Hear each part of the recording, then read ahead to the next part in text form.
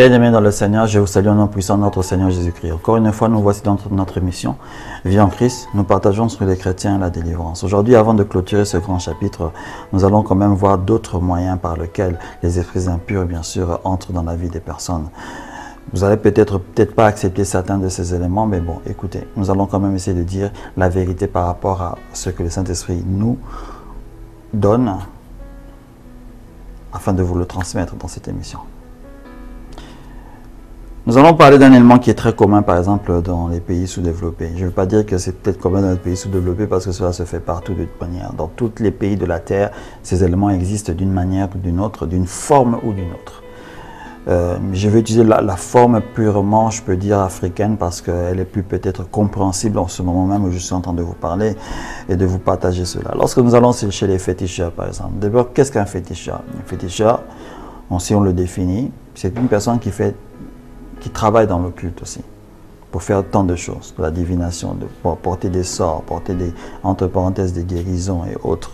Mais ce que nous oublions, ce que nous savons ou nous ne savons peut-être pas, c'est que ces féticheurs-là travaillent normalement avec une force pour faire ce qu'ils sont en train de faire. Quand on les regarde, quand on voit leur manière de travailler, on voit et on comprend très bien qu'ils ne travaillent pas avec le Saint-Esprit de Dieu. Ce qui veut dire que normalement, ils travaillent avec le mauvais esprit, avec les mauvais esprits en général.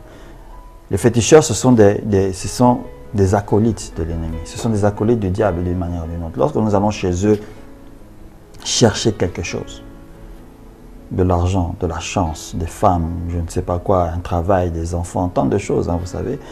Et c'est commun, lorsque vous êtes peut-être en colère, quelqu'un voulait le jeter un mauvais sort, etc. et comme ça. Vous allez chez eux et vous leur demandez cette chose-là. Ils vous demandent de vous payer, de le payer. Ils vous demandent d'amener certains éléments, souvent. Ça, c'est très commun. On demande souvent, amène des œufs, amène une poule, amène une chèvre, amène une fleur ceci, une fleur cela, etc. Mais ce qu'on ne sait pas, et peut-être que vous le connaissez parce qu'aujourd'hui, des témoignages qui racontent de ça sont tellement répandus, mais je veux quand même en parler, c'est que chaque élément qu'il vous demande en contrepartie a un but bien précis. Mais ce but-là n'est pas forcément pour faire valoir l'action qui va être menée. Parce que l'action qu'il va mener par rapport à ce que vous demandez, il peut l'exécuter en réalité, sans pour autant vous demander tous ces éléments-là. En fait, pas lui, mais les esprits impurs qui sont avec lui. Parce que derrière les féticheurs, il y a des esprits impurs. Il y a des esprits malins. C'est eux en fait qui font tout le service qu'il est en train de faire. Nous avons parlé en fait aussi un peu des hommes occultes, etc. Comment ils travaillent, où je vous ai expliqué en fait ce sont les esprits qu'on leur donne, qui sont en fait responsables. Lui n'est que le chemin, il n'est que l'outil qui donne l'ordre. Parce que vous comprenez, il y a un léger petit mystère qui est lequel, c'est que je vous avais dit que la terre est aux hommes. Ça veut dire que c'est l'homme qui gouverne la terre, même s'il y a d'autres réalités en tant que telles, qu'on ne va pas entrer en profondeur dans ça. Cela veut dire que les esprits ou les êtres qui ne sont pas de notre dimension doivent nous poser ou nous demander une permission pour agir. Comprenez cette réalité-là. Nous leur donnons accès, nous leur donnons une permission. Satan, lorsqu'il est allé chez l'ennemi, comme on dit, lorsqu'il est allé chez Adam et Ève, toute la scénette qu'il a faite là, était une sorte de demande de permission. Il demandait permission à Adam et Ève. Donc en fait, ces féticheurs donnent la permission à ces esprits d'agir. Il peut leur donner la permission sans pour autant demander tout ce qu'ils sont en train de demander. Mais s'ils demandent ces éléments-là, les œufs, les poules, ceci, cela, etc., c'est parce que cela représente quelque chose dans ta vie qui en réalité que tu sacrifies en tant que tel. On peut en parler aujourd'hui, quand on sait qu'il y a des personnes pour devenir riches. On a entendu des témoignages pareils. Ils sacrifient un doigt à des personnes qui, pour devenir riches, sacrifient peut-être leur maternité, leur paternité. Quand vous donnez, quand un féticheur vous demande une poule, il vous demande un œuf, etc., sachez qu'il vous sacrifiez soit un de vos premiers enfants. Le sacrifice peut ne pas être immédiat, mais vous pouvez aussi sacrifier, ça peut représenter le sacrifice de votre paternité ou de votre maternité, c'est-à-dire que vous deviendrez stérile, c'est-à-dire que les esprits impurs en question vont prendre votre fertilité. Ou bien, bon, c'est pas qu'ils vont la prendre en fait, hein. En réalité, ils ne sont pas capables de prendre cela, mais ils vont en arrêter le fonctionnement. Pour en arrêter le fonctionnement, qu'est-ce qu'ils font? Ils envoient un esprit qui va arrêter là. Donc, ça veut dire déjà que tu vas te faire posséder par un esprit. Donc, quand vous allez déjà chez des féticheurs et que vous posez les actes que vous posez, vous vous faites déjà posséder, que vous ne vouliez pas. Je me rappelle dans ma jeunesse, en fait, lorsque j'étais jeune, dans les écoles primaires et autres, souvent on avait des cliques d'enfants, etc., qui allaient chez des féticheurs pour chercher de la force physique, en réalité, pour être capable de frapper qui ils veulent, même des professeurs, etc. Et à cette époque-là, c'était les époques des invocations, entre parenthèses, quand quelqu'un veut se battre. Hein, c'était comme les catcheurs de l'époque aussi, ils doivent commencer à faire des mouvements, des sortes d'imprécations physiques, entre parenthèses, hein, pour, entre parenthèses, appeler un esprit qui devra les posséder, qui en réalité vont se battre au travers d'eux, mais en réalité l'esprit des gens, parce que lorsqu'ils sont allés chez féticheurs et qu'ils ont fait ce qu'ils ont fait, ils se sont fait posséder de ces esprits-là. Donc vous devez savoir que lorsque vous visitez un féticheur et que vous posez vos actes là, et vous répondez à ceux qui vous demandent de répondre, vous vous faites déjà posséder. Vous ouvrez la porte aux esprits. Combien d'esprits vont entrer? Je ne peux pas vous dire. Selon ce que vous allez demander, hein, tel ou tel esprit va prendre votre vie. Quand une femme qui, entre parenthèses, n'arrive pas à concevoir, va voir un féticheur parce qu'il ne conçoit pas, et tout un tas elle ne conçoit pas, qu'est-ce qui va se passer? Hein? Le féticheur ne peut pas donner la vie. La vie, c'est le Seigneur qui le donne et autres. On apprend dans les témoignages qu'en réalité, la conception en question, qui est une conception qui est faite par les esprits eux-mêmes, ce n'est pas vraiment un être normal, un être saint par Dieu qui met au monde, mais on voit que souvent, ce genre d'enfants, ce sont des enfants qui sont souvent, je peux dire, qui manquent de sens et autres, ou qui, en fait, ces enfants seront en fait dans la sorcellerie parce qu'ils sont des sorciers déjà dès le bas âge. Donc, en réalité, il y a tant d'éléments. Donc, c'est-à-dire que en allant chez eux, on sacrifie toujours quelque chose. Et lorsqu'on sacrifie toujours quelque chose, le sacrifice en question est une permission dans laquelle on laisse les esprits impurs venir dans nos vies. Et ces esprits vont commencer à faire certaines choses qui, pas peut-être dans l'immédiat, parce que quand on dit que tout se paye d'ici-bas, c'est d'une manière ou d'autre dire qu'on paye dans le temps. C'est dans le temps que vous allez payer ce qui va se passer, ce qui va arriver en tant que tel. Quand tu ne sais pas, tu as donné cet œuf-là, tu commences maintenant à chercher à avoir des enfants, tu n'as pas d'enfants. Ou l'enfant vient, l'enfant meurt. Les enfants viennent, les enfants meurent. Parce qu'un jour, tu étais allé chez un féticheur, tu lui avais demandé de faire telle chose pour toi. Il n'y a pas qu'en Afrique, vous savez, hein, même en Europe ici, où les gens vivent, etc., ils vont sur ce qu'on appelle des mages, des diseurs de bonne aventure, des voyants, etc., qui ont pratiquement le même rôle que les féticheurs. Ils promettent l'argent, le succès, tel ou tel élément. Mais quand vous allez chez eux, ils vous demandent toujours des éléments. Ils peuvent vous demander, surtout dans les cas, par exemple, je vais vous donner un exemple simple, parce qu'une personne qui veut envoûter une femme parce qu'il aime cette femme, il veut que cette femme reste avec lui, ou elle veut pas que son mari jamais ne la quitte, des trucs comme ça, etc. Et il va lui demander, apporte-moi un cheveu de ton mari, apporte-moi ceci, etc. Apporte-moi un cheveu de cette personne, un vêtement que cette personne a apporté, des trucs comme ça. Parce qu'en faisant cet acte-là, tu sacrifies déjà quelque chose par rapport à la personne en question, et toi-même qui donne la permission à ces esprits impurs d'aller agir, tu te fais en fait posséder aussi par ces esprits. Tu payeras quelque chose, forcément. Quand on ne le sait pas.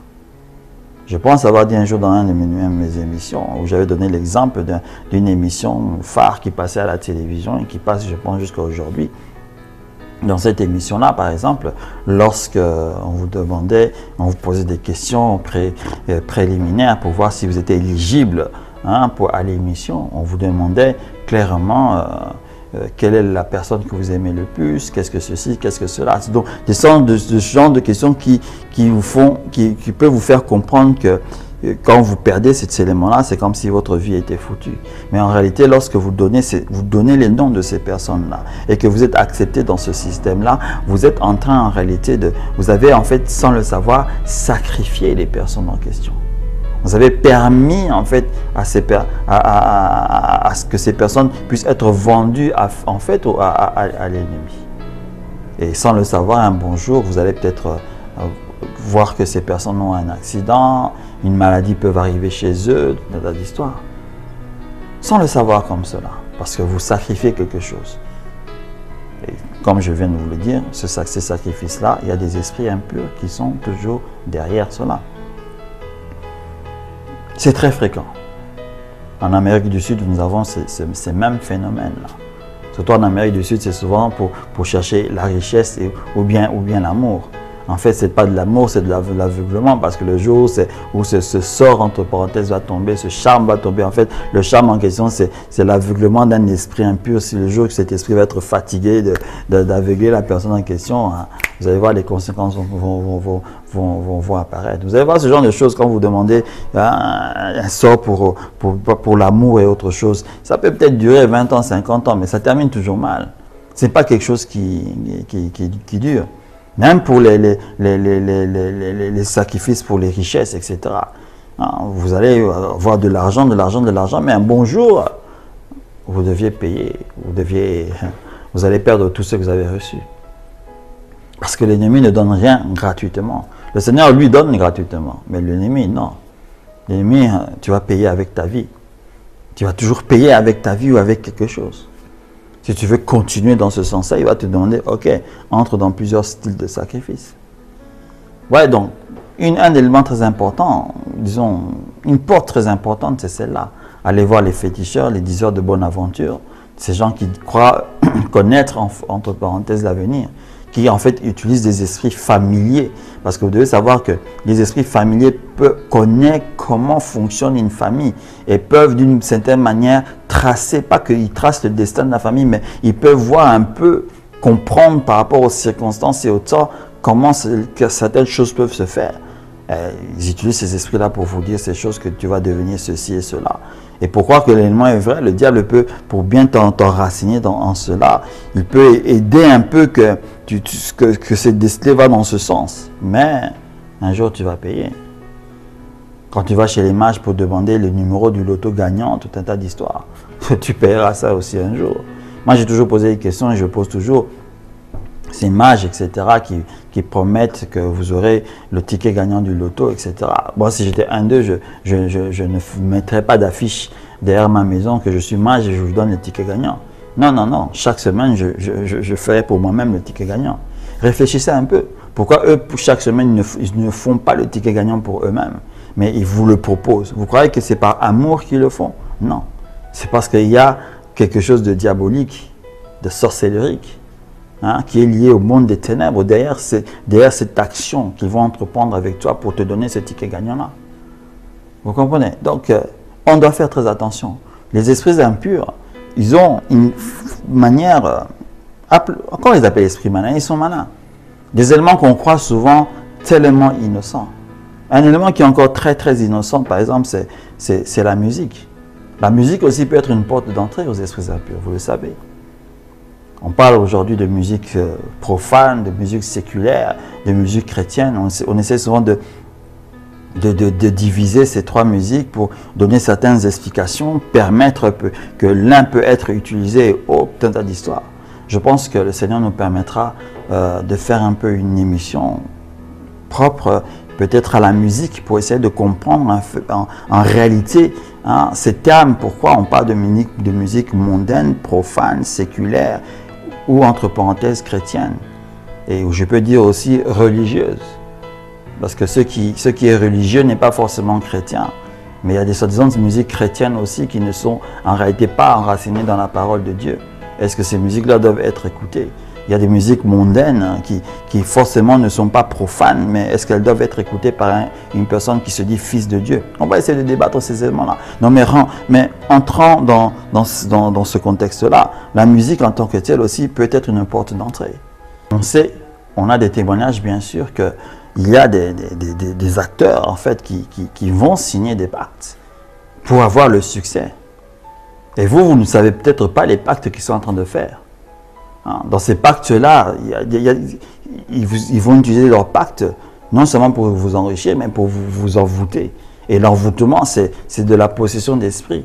Je ne sais pas, je ne peux pas vous dire que vous devenez fou ou quoi que ce soit, etc. Mais ils prennent certaines choses dans vos vies lorsque vous écoutez ou vous entrez en fait dans l'amour de leur musique. Combien de fois on a vu par exemple des très grands chanteurs dans ce monde, etc. Lorsqu'ils font leur concert, ils ne manquent jamais d'accidents, ils ne manquent jamais de morts, ils ne manquent jamais de ceci ou cela. Il faut se poser les questions pour quelles raisons. On ne voit pas de concert entre parenthèses chrétiens où les gens vont y aller, ils vont mourir. On a des groupes comme les Hillsong qui font plus de 30 000, 40 000 places lorsqu'ils doivent faire leur DVD ou leur vidéo de worship, etc. On n'a jamais entendu qu'une personne est morte. Mais dans ces concerts, cela ne manque pas. Peut-être pas mort, pas mort au moment du concert, mais lorsque les gens vont comme ça rentrer, il y aura peut-être un accident ceci qui va être considéré un accident de la route, mais la personne venait de ce concert-là. Elle ne sait pas que les esprits en question qui étaient dans le concert l'ont envoûté pour provoquer l'accident parce que tu dois être un sacrifice. Et ce sacrifice-là, c'est pour ce chanteur-là. On a ces témoignages-là. Cherchez-les sur Internet, vous aurez ce type de témoignages de ces ex-musiciens ceci, ex-musiciens cela, qui vous dit que quand il a commencé la musique, il n'était rien. Jusqu'à ce qu'on l'ait approché et qu'on lui dit, écoute, tu veux être vraiment au top des tops, tu dois faire ceci, tu dois faire cela. Et quand ils le font, exactement, ils arrivent dans le top des tops. Vous comprenez? Il y a une chose que je voudrais dire rapidement, c'est que vous savez, il y a deux voies de succès, il n'y en a pas trois. Vous pouvez avoir le succès avec le Seigneur et comme vous pouvez avoir le succès avec Dieu. Vous ne pouvez pas dire que la troisième voie, ça serait, vous pouvez avoir le succès par vous-même. Non. Il y a toujours une entité qui doit aider. Lorsque vous n'êtes pas dans le Seigneur, c'est le diable automatiquement que vous embrassez. Vous pouvez avoir votre connaissance, votre capacité, etc. Mais lorsque vous devez arriver à un certain niveau, on dit très bien que lorsque vous devez arriver avec un certain niveau, vous devez choisir. Parce qu'il va vous dire que non, pour arriver à ce niveau-là, tu dois entrer par ma porte à moi. C'est exactement comme avec le salut. Pour avoir le salut réel, vous devez entrer dans la porte qui est Jésus. Mais pour avoir le succès dans ce monde-là, vous devez entrer par la porte que le diable vous donne. Ne l'oubliez pas, il a fait ça avec Jésus. Raison pour laquelle il n'y a pas de trois chemins. Si avec le Seigneur Jésus, il lui a montré les royaumes de la terre, royaume qui signifiait richesse, pouvoir, tous ces genres d'éléments. C'est parce que la Bible nous dit clairement que ces éléments-là, pour les avoir, c'est les ténèbres qui le donnent. Étant donné que le diable a la main mise sur le monde, les richesses et les pouvoirs du monde, c'est lui qui le donne. Comprenez cette réalité-là. Donc pour être fameux dans ce monde, vous devez être avec lui. Et vous ne pouvez pas imaginer le nombre de démons que possèdent ces personnes-là. Ce n'est pas des petits esprits impurs comme ça. Parce qu'ils font des pactes avec des sirènes, des ceci, cela. On a des témoignages, souvent quand on entend ça. C'est difficile à digérer, mais ce sont des réalités. Comme je pense que, de mémoire, je pense que je connais avoir entendu un témoignage d'un musicien de l'époque qui disait, écoutez, moi ma musique, avant que je la fasse, je devais être avec la sirène qu'on lui avait donnée. Quand il devait écrire une musique, il devait aller chez cette sirène-là, vivre pendant... Donc ce musicien disparaissait de la circulation pendant un certain temps. On peut vous dire que non, il est en retraite, etc., pour être calme, etc., se détendre et autre chose. Non, attention, les réalités de ce monde, c'est pas ça.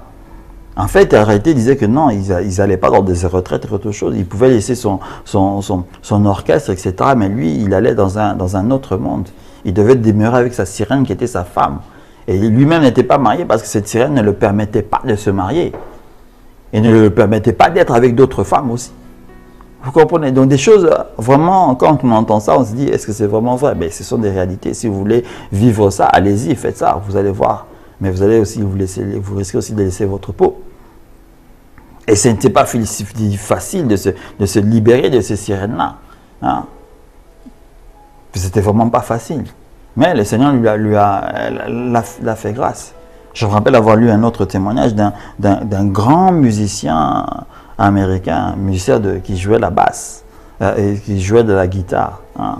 Je ne sais pas si vous le connaissez. J'ai envie de nommer son nom, mais je ne nommerai pas. Ceux qui sont peut-être de mon âge et qui connaissent l'histoire, ils vont peut-être comprendre de qui je parle. Hein. Cette personne-là, dans sa jeunesse, il jouait bien sûr la guitare, mais dans son quartier, dans sa ville, ça va. Hein. Il était quand même connu, quoi. Mais il n'arrivait pas à décoller.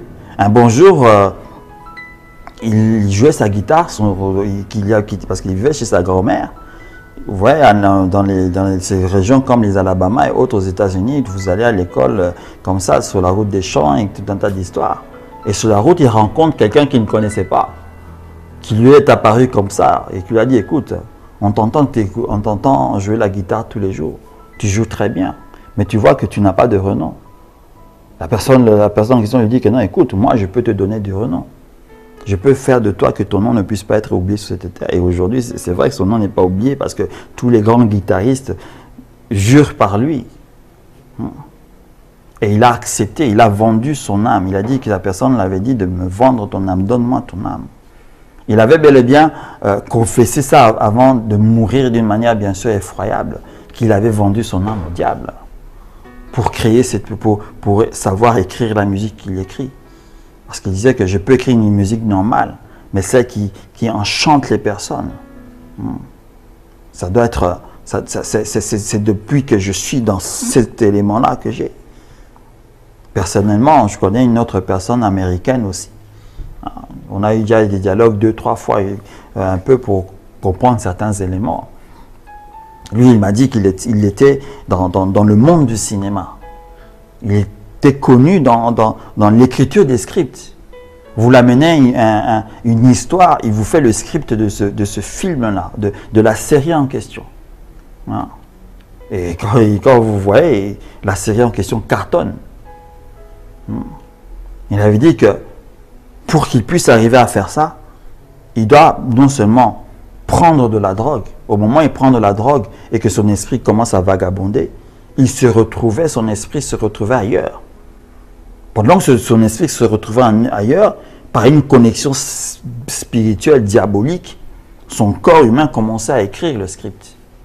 Pour vous dire aussi, vous savez qu'il y a certains films que nous regardons qui en fait ne sont pas écrits par des hommes, mais sont écrits par des esprits impurs. Ces films-là peuvent vous posséder. Les films d'horreur, les films pornographiques, les films qui amènent de la peur, qui amènent certaines circonstances.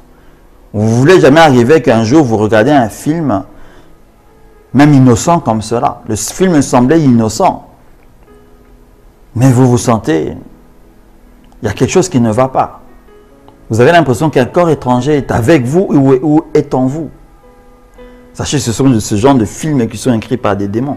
Vous n'allez peut-être pas croire ce que je suis en train de vous dire. Attention. Je vous l'ai dit au début, vous n'allez peut-être pas croire certains éléments. Mais faites vos recherches, allez écouter des témoignages.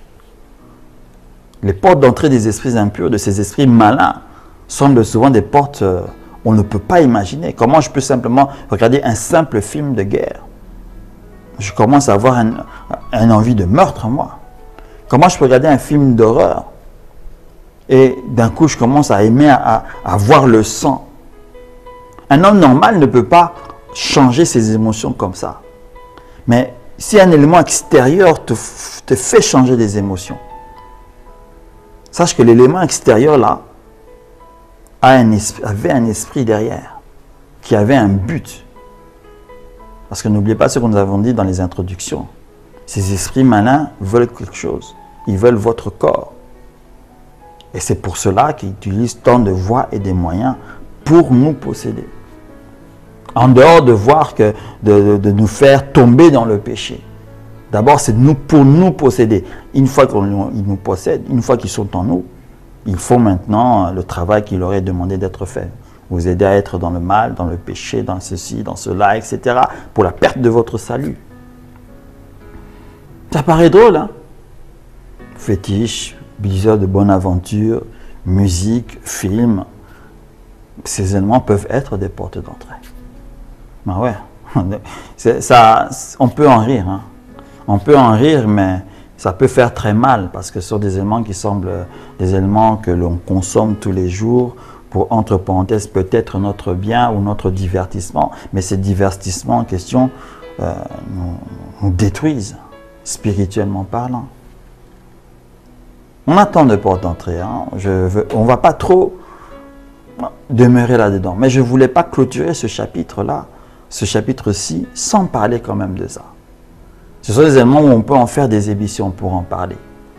Mais comme nous voyons la délivrance, comme nous voyons ces éléments de ces esprits malins et autres, leur possession, etc., il fallait au moins citer cela.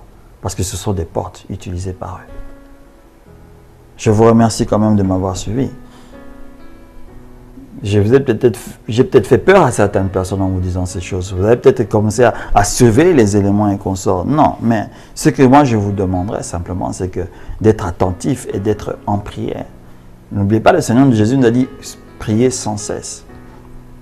Demeurez en connexion avec lui, dans sa présence. Et vous apprendrez à faire la part des choses. Je voudrais aussi peut-être citer un autre élément qui paraît peut-être bête. Parents, faites attention aux jeux vidéo que vos enfants utilisent, jouent. Parce que certains jeux vidéo, autant avec les films, vos enfants peuvent être possédés par certains esprits. Là encore, c'est très complexe. On peut en faire toute une émission explicative. Mais je vais juste l'effleurer. Faites attention aux jeux vidéo que jouent vos enfants. Ça peut être des portes d'entrée pour eux, dans leur vie, qui amèneront certains éléments très dangereux. Restez dans la paix du Seigneur. Nous allons nous retrouver la semaine prochaine sûrement pour continuer notre émission. Nous allons maintenant entrer dans un autre chapitre par rapport aux chrétiens et à la délivrance. Que le Seigneur puisse vous bénir dans le nom puissant de Jésus-Christ. Amen.